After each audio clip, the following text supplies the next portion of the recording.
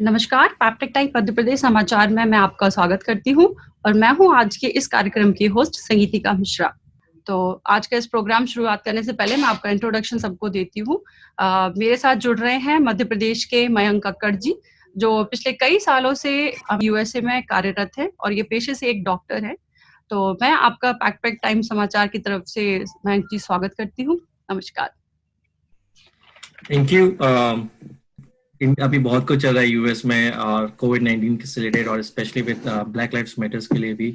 I'll give you a little bit about my background.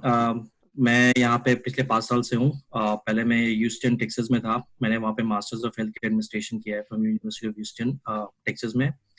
उसके बाद I work for like about 1 year. 1 साल मैंने वहाँ पे काम किया एज ए प्रैक्टिस मैनेजर।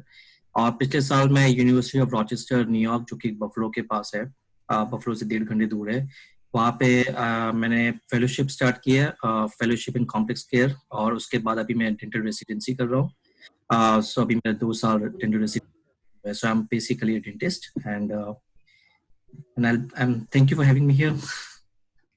तो मयंक जी, मेरा आपसे पहला सवाल ये है कि जैसे कि आप बताया आप डॉक्टर हैं और आपका जो एक्सपर्टेसी है वो डेंटल साइंस पर है, पर इस समय आप वहाँ अमेरिका में कोविड-19 के पेशेंट्स के साथ डील कर रहे हैं, तो ये काम आपके लिए कैसा रहा? सो मैं डायरेक्टली एक्चुअली कोविड-19 पेशेंट्स को नहीं देखता था, पर यहाँ पे क्योंकि यहाँ पे जो हेल्थ केयर स्ट्रक्चर है वो बेसिकली इंडिया टाइप नहीं है कि हम डायरेक्टली हॉस्पिटल्स नहीं जाते हैं। यहाँ पे बेसिकली 3 डिफरेंट लेयर्स है। यहाँ पे एक ईआर होता है, फिर अर्जेंट केयर होता है, फिर हॉस्पिटल होता है। हॉस्पिटल सबसे लास्ट में जाते हैं। So basically as a dentist problem कहाँ आती थी कि जितने भी डेंटल पेशेंट्स थे, जिनको इमरजेंसी पेशेंट्स थे, बिकॉज यहाँ पे जब लॉकडाउन हुआ या फिर सब शट डाउन हुआ तो डेंटल ऑफिस भी बंद हो गए थे। और जब बहुत सारे यहाँ पे जो डेंटल पेशेंट्स हैं उनको इमरजेंसीज थे, तो वो लोग ईआर में जाते थे। ईआर में बहुत ज्यादा वेटिंग टाइम होता है ऑलरेडी, क्योंकि ईआर में बेसिकली वो लोग हाईली इमरजेंसी पेशेंट्स देखते थे, जो लाइफ थ्रेटनिंग पेशेंट्स होते थे उनको देखते थे। तो इसलिए वो बहुत इंपॉर्टेंट है कि एक डेंटल ऑफिस भी खुले या कुछ ऐसे डेंटल ऑफिस या एकेडमिक इंस्टीट्यूशंस खुले जहाँ पे ये सारे डेंटल इमरजेंसी पेशेंट्स को देखा जाए। सो बेसिकली मैं वहाँ पे काम करता था, जहाँ पे एक सेंटर है जिसको यहाँ पे कॉम्प्लेक्स केयर सेंटर बोलते हैं। और जो मेरी फेलोशिप थी वो intellectual and developmental disabilities patient भी थी। बेसिकली जो जो बच्चे और या बड़े होते हैं, autism, down syndrome, cerebral palsy, उस टाइप के जो पेशेंट्स होते हैं जिनकी I won't say mental retardation, पर जिनकी कॉग्निटिव इम्पेयरमेंट या फंक्शन कैपेबिलिटी बहुत कम होती है, तो उनके लिए तो बेसिकली और ज्यादा मुश्किल होता था, क्योंकि वो सारे के सारे लोग ग्रुप होम में रहते हैं। और सबसे ज्यादा जो केसेस यूएस में आए हैं या न्यूयॉर्क स्टेट में जो सबसे ज्यादा केसेस है वो ग्रुप होम से आए हैं, क्योंकि ग्रुप होम में सबके सब एक साथ रहते हैं और वहां पे इतना ज्यादा फैसिलिटीज या केयर नहीं था। तो इस दौरान like as a dentist it was my responsibility कि जितने भी इमरजेंसी पेशेंट्स है, जितना भी इनको ट्रीटमेंट चाहिए, दांत में पेन है, क्योंकि आप एक लिमिटेड टाइम तक ही उनको मेडिकेशन से, एंटीबायोटिक से बचा सकते हैं। उसके बाद वो वापस आते ही थे जब तक अपने ट्रीटमेंट के लिए। So this was my role in during the entire कोविड-19 सिचुएशन। जैसे कि अभी आपकी बात हमने सुनी, लेकिन आप क्या ये बताएंगे कि जैसे डब्ल्यूएचओ ने कहा है अभी कि अब हमको कोरोना के साथ रहना सीखना होगा, ठीक है? तो आप ये बताएंगे कि अगर किसी पेशेंट पे इनिशियली सिम्टम्स दिखते हैं इस वायरस के, तो क्या उसका हॉस्पिटलाइज होना जरूरी है या फिर सेल्फ क्वारंटाइन सफिशिएंट है? राइट, तो उसमें एक्चुअली 2 चीजें होती है, एक सिम्टोमेटिक पेशेंट्स और एसिम्टोमेटिक पेशेंट्स। अगर पेशेंट एसिम्टोमेटिक है, अगर उसको कोई सिम्टम्स नहीं दिख रहे हैं, तो क्वारंटाइन से हो सकता है। वो बेसिकली हॉस्पिटलाइजेशन की तभी जरूरत पड़ती है अगर उसमें बहुत सीरियस सिम्टम्स हैं और स्पेशली ब्रीदिंग डिसऑर्डर्स है, तभी वेंटिलेटर्स और आईसीयू की जरूरत पड़ती है। सारे पेशेंट्स को हॉस्पिटलाइजेशन देना या मेडिकेशन की वायरल सिम्टम एक्चुअली जैसे नॉर्मल कोई फ्लू वायरस होता है, वैसे कोविड-19 भी एक वायरस है। It's not a bacterial infection, क्योंकि बैक्टीरियल इन्फेक्शन में ही एंटीबायोटिक दी जाती है, वायरल इन्फेक्शन में कभी भी एंटीबायोटिक नहीं दी जाती है। तो वायरल इन्फेक्शन यूजुअली हमारे बॉडी के अंदर जो ऑटो इम्यून सिस्टम होता है वो बेसिकली इतना केपेबल होता है फाइट करने के लिए। पर जस्ट लाइक कोई भी नई डिजीज या कोई भी नए वायरस जो हमारी बॉडी में यूज टू अप नहीं होता है, जब तक वो उसके बॉडी से यूज जब होती है उसके अगेंस्ट फाइट करने के लिए कैपेबिलिटी बनाती है, तो इसलिए डब्ल्यूएचओ उसको रिकमेंड करता है कि we have to live with that virus, so that कि हमारी बेसिकली बॉडी उससे यूज टू अप हो जाए और हमारी बॉडी ऑटोमेटिकली उससे फाइट करने के लिए रेडी हो जाए। पर just to answer your question, सारे के सारे पेशेंट्स को हॉस्पिटलाइज होने की जरूरत नहीं है। ओके। अच्छा मयंक, जब हम मेडिकल फैसिलिटीज की बात करते हैं तो हम सब जानते हैं कि अमेरिका का नाम काफी टॉप पर है, पर ऐसे क्या रीजन रहे हैं कि अमेरिका में फिर भी कोरोना वायरस के केसेस इतने सारे हैं कि वो अब पेशेंट के नाम पर टॉप पर आ गए हैं? That's a very good question. हम लोग की भी कंसर्न थी जब हम लोग यहाँ पे रहते हैं। एक टाइम पे हम जी। लोग को भी लग रहा था कि शायद इस टाइम पे हम इंडिया में ज्यादा रहते तो ज्यादा अच्छा रहता, क्योंकि इंडिया ने बहुत अच्छा तरीके से इसको रिस्पॉन्स दिया है। I hmm. Think one of the reason, क्योंकि यूएस हमेशा ही it's known as land of freedom. तो यहाँ पे हर चीज का फ्रीडम ही रहता है।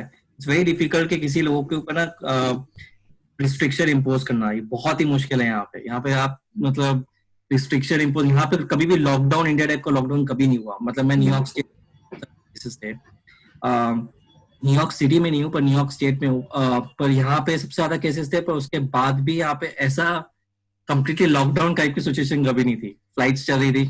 मैं अभी रिसेंटली टेक्सास से ट्रैवल करके आया हूँ। फ्लाइट्स चल रही थी, यहाँ पार्क्स खुले हुए हैं, स्टेट पार्क्स खुले हुए हैं, रेस्टोरेंट में टेक अवे बहुत पहले से अलाउड था। अ, मतलब स्कूल्स बंद थे, मॉल्स बंद थे, पर यहाँ वैसे ही मॉल ज्यादा कोई जाता नहीं है, सब ऑनलाइन शॉपिंग ही करते हैं। तो एक तरीके से देखा जाए तो यहाँ पे लॉकडाउन मतलब it was not so bad. मतलब यहाँ पे सब अब आराम से फिर भी दे वर हैविंग गुड टाइम अपनी फैमिली के साथ, सब बारबेक्यूज कर रहे थे, पार्क जा रहे थे, हाइकिंग पे जा रहे थे। तो आई थिंक वो एक बहुत बड़ा, मुझे लगता है कि वो शायद उसको बहुत स्ट्रांगली मेजर्स लेने चाहिए थे। और दूसरा यहाँ पे क्या है कि यहाँ पे state government has more power than federal government. तो यहाँ पे क्या होता है कि स्टेट गवर्नमेंट गवर्नर की ज्यादा इंपॉर्टेंस होती है, उसके इंस्ट्रक्शंस ज्यादा वैल्यू रखते हैं कंपेयर टू फेडरल गवर्नमेंट, जो कि इंडिया में उल्टा है। इंडिया में ऐसे स्टेट सेंट्रल गवर्नमेंट के इंस्ट्रक्शन ज्यादा देता है और स्टेट गवर्नमेंट उसको ओवरड्यू नहीं कर सकता है। पर यूएस में जो गवर्नर होता है, स्टेट गवर्नर, वो ज्यादा इंपॉर्टेंस देता है। तो इसलिए यहाँ पे हर स्टेट में अपने अपने जो कुछ कुछ गवर्नर्स जो थे, जो रिपब्लिकन थे, वो उन्होंने करंट गवर्नमेंट सेंट्रल गवर्नमेंट के हिसाब से फॉलो किया।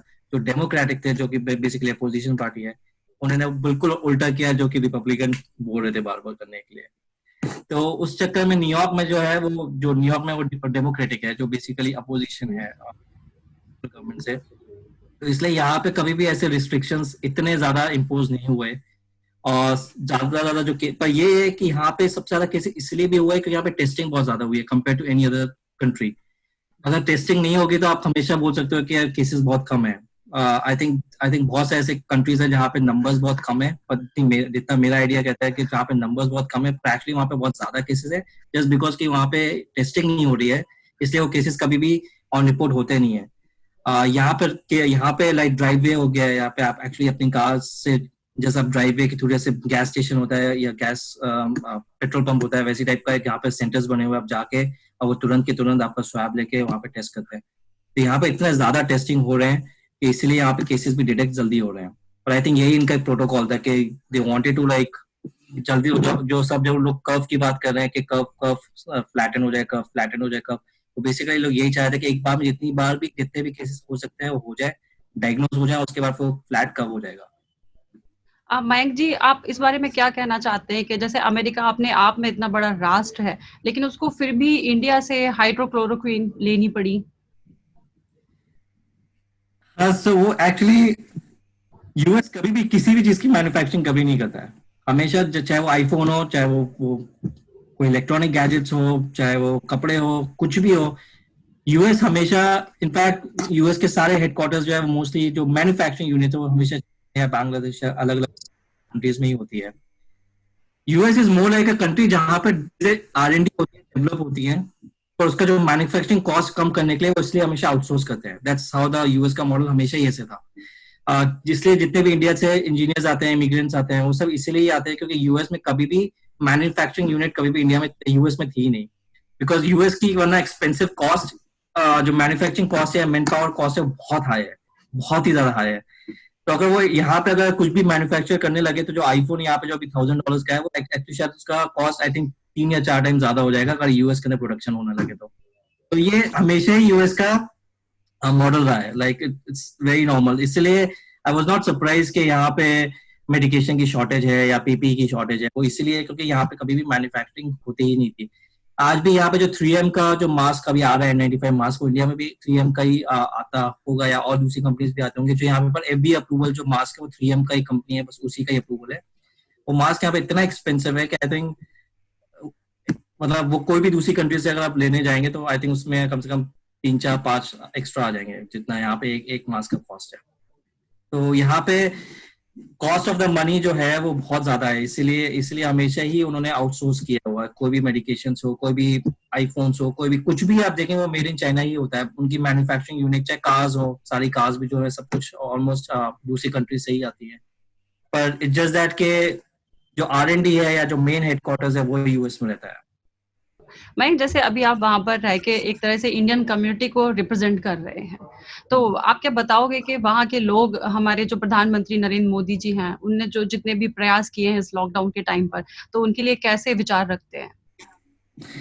Actually one thing is very good about Narendra Modi के वो प्रेसिडेंट, वो जब से चीफ प्राइम मिनिस्टर बने एक्चुअली, तो उन्होंने रेपुटेशन ऑल ओवर वर्ल्ड बहुत ही ड्रास्टिकली चेंज हो गई है उनके कारण से। कुछ टाइम भी पहले उन्होंने ह्यूस्टन में हाउडी मोदी का के प्रोग्राम रखा हुआ था, तो उसमें भी उनकी इमेज बहुत ही, इंडिया की इमेज और ओवरऑल इंडियन जो यहाँ पे उनकी इमेज बहुत ही ड्रास्टिकली यहाँ पे चेंज हो गई है। और अभी जो उन्होंने जो मेजर्स लिए हैं उसके कारण से like everyone give a huge round of applause. मतलब उन्होंने जो काम किया, इनफैक्ट WHO ने भी उनकी अप्रिसिएशन की थी कि इंडिया ने जैसे तरीके से केस को हैंडल किया, because per capita of India is very high, क्योंकि पॉपुलेशन बहुत ज्यादा है, लैंड बहुत कम है। उस हिसाब से जो पर कैपिटा पॉपुलेशन जो इंडिया की है वो बहुत ज्यादा है, और उस हिसाब से अगर केसेस जैसे फैलने चाहिए, टचवुड अभी तक फैले नहीं है, उस लेवल पे नहीं पहुंचा है। पर इंडिया का सिचुएशन बहुत ही ड्रास्टिकली मतलब बेकार हो सकता था अगर वो लॉकडाउन नहीं, मेरे अकॉर्डिंग अगर लॉकडाउन नहीं करते या इतने स्ट्रांगली मेजर्स नहीं लेते। जैसे उन्होंने सारे वीजास और सारी इंटरनेशनल फ्लाइट्स बंद कर दी थी, ये सारे बहुत ही बड़े मतलब उनके लेवल पे आई थिंक बहुत ही बड़े डिसीजन थे जो उन्होंने बहुत ही जल्दी उठा ली थे। आई थिंक मार्च में उन्होंने क्या नाम है इंटरनेशनल फ्लाइट्स बंद कर दी थी, इंटरनेशनल वीजास कैंसिल हो गए थे, और क्या नाम है लॉकडाउन पूरा कंप्लीट लॉकडाउन था। क्योंकि मैं अपनी फैमिली से या किसी से भी बात करता हूँ फ्रेंड्स, तो उन्होंने कहा था यार इट्स लाइक कंप्लीटली लॉकडाउन है वो, इट्स नॉट लाइक जैसे यहाँ का लॉकडाउन इज लाइक सब कुछ एक तरीके से चालू, मतलब मुझे ऐसा कुछ प्रॉब्लम नहीं हुआ यहाँ पे। लाइक रेस्टोरेंट से खाना मैं पिकअप कर सकता हूँ, डिलीवरी भी यहाँ पे चालू थी, ऑनलाइन शॉपिंग चालू थी, शायद डिलीवरी थोड़ा लेट हो जाती, बस यही था अंदर।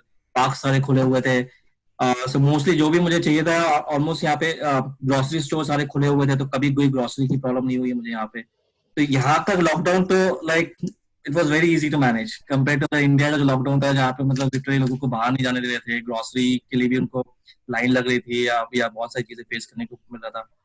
तो आई थिंक इंडिया ने जो किया है, I think that's very good. I mean I think India की पॉपुलेशन को कंट्रोल करना इट्स नॉट दैट इजी। मतलब यहाँ की पॉपुलेशन भी बहुत कम है, एक छोटी पॉपुलेशन को कंट्रोल करना is much easier for any leader compared to जो कि इंडिया की पॉपुलेशन को कंट्रोल करना इट्स नॉट इजी। और उसके बाद भी मतलब उसके बाद भी जब हम न्यूज में देखते थे कि कोई मतलब भाग गया है या निकल गया है या रूल्स एंड रेगुलेशंस फॉलो नहीं करना है, मतलब इट्स नॉट इजी। यहाँ पे एक्चुअली इतना ज्यादा पुलिस रोड पे नहीं होती है। यहाँ पे एक बार अगर इंस्ट्रक्शंस दे दिया तो लोग अपने आप फॉलो कर लेते हैं, तो दैट मेक्स वेरी इजी। एक बार आपने बोला और सामने वाले ने मान लिया। पर इंडिया में it takes a lot of time, it takes a lot of efforts and a lot of thing to really control the situation. So I think Narendra Modi ने बहुत अच्छा काम किया है। I think I'm really impressed by him. In fact मैं ये रहता है सब यही बोलता है कि नरेंद्र मोदी ने बहुत ही अच्छा काम किया इंटरनेशनल लेवल पे। मैं अब आप सब ये जानना चाहते हैं कि जैसे कि भी मैंने पहले भी बोला कि अमेरिका में अभी ये अश्वेत क्रांति बहुत ज्यादा फैल रही है, लोग बहुत ज्यादा सड़कों पे आ रहे हैं, प्रदर्शन कर रहे हैं, तो इस बारे में आप क्या कहना चाहते हैं कि आप वहाँ हो और हमारे जो भारतीय कम्युनिटी के लोग वहाँ हैं, तो वो ऐसी कंडीशन में अपने आप को कितना सेफ फील करती है वहाँ पर? देखिए फर्स्ट ऑफ ऑल जो हुआ वो गलत हुआ। I think I am very sad to say that कि जो भी हुआ वो गलत हुआ। आई थिंक ऐसा नहीं होना चाहिए था। बाकी रही बात सेफ्टी की, तो एक्चुअली मतलब I think protesting is okay as long as कि वो अगर शांति तरीके से और प्यार से हो रहा है, तो I think that's not a problem. क्योंकि यहाँ पे जैसे मैंने बताया कि यहाँ पे लोगों को फ्रीडम और freedom of speech and all that बहुत ज्यादा यहाँ पे मैटर किया जाता है। तो everyone has a right to say and protest against everything. पर जो उसमें कुछ लोगों ने जो उसका फायदा उठाया, आई थिंक वो गलत था। उस चक्कर में जो वही जो कारें जली और लोगों ने जो फालतू की चीजें की, I think those things were bad. रही बात कितना सेफ फील करते हैं, I think we do feel safe to be very honest. क्योंकि मुझे लगता है कि ये चीजें सब जगह होती हैं। I think it's not just US, I think हर जगह होती है। हर चीज के रीजंस अलग हो सकते हैं। इंडिया में कास्ट सिस्टम है, यहाँ पे रेसिज्म है, ऑस्ट्रेलिया में भी रेसिज्म बहुत है। आई थिंक हर कंट्री के अपने अपने प्रॉब्लम्स हैं, and when we decide to move to any other country, हमें उसके सिर्फ अच्छी चीजें नहीं, उसके साथ में उसके जो थोड़ी बहुत उसके जो गलत चीजें होती है वो भी हमें तो no one has invited us to this country, it was our choice to come over here. और जब हम ये डिसीजन लेते हैं तो हमें ये ध्यान में रखना होता है कि उसके साथ अच्छे के साथ उसके साथ कुछ कुछ उसके साथ नेगेटिव चीजें भी आएंगी साथ में, तो we just have to deal with it. यहाँ पे सेफ्टी था, आई डोंट थिंक सो कि किसी किसी नॉर्मल सिटीजन या को ऐसी कोई ज्यादा प्रॉब्लम हुई है। मोस्ट ऑफ द जो राइट्स या मोस्ट ऑफ द जो इश्यूज होते हैं वो डाउनटाउन में होते हैं, जो कि एक स्पेसिफिक एरिया होता है यूएस के अंदर जहाँ पे बेसिकली ऑफिसेज होते हैं। बाकी जहाँ पे रेसिडेंशियल एरियाज है, आई डिड नॉट हर्ट कि यहाँ पे कुछ ऐसा कुछ प्रॉब्लम हुआ है। तो वी फील प्रीटी सेफ। यहाँ पे इंडियन कम्युनिटी बहुत स्ट्रांग है, they are very supportive, they are very helpful, तो I don't feel unsafe over here. मैं जैसे कि अभी आप यूएसए में हैं और आपके भाई भाभी भी शायद वहीं पर ही हैं और आपके पेरेंट्स इंडिया में हैं, तो जब ये इस तरह की अभी सिचुएशंस हैं, आप देख रहे हो केसेस इतने बढ़ रहे हैं, तो क्या कभी आपके मन में आया कि आपको भी इंडिया की तरफ से एयरलिफ्ट किया जाए, वापस बुलाया जाए? कोविड-19 के चक्कर में या ब्लैक लाइव्स मैटर्स के लिए? नहीं, कोविड-19 के चक्कर में, और जैसे भी अभी अमेरिका की कंडीशंस हैं, तो उन सभी को लेकर ऐसा कभी दिमाग में आया आपके या मन में आया कि मुझे वापस बुला लिया जाए या मैं जाऊं वापस?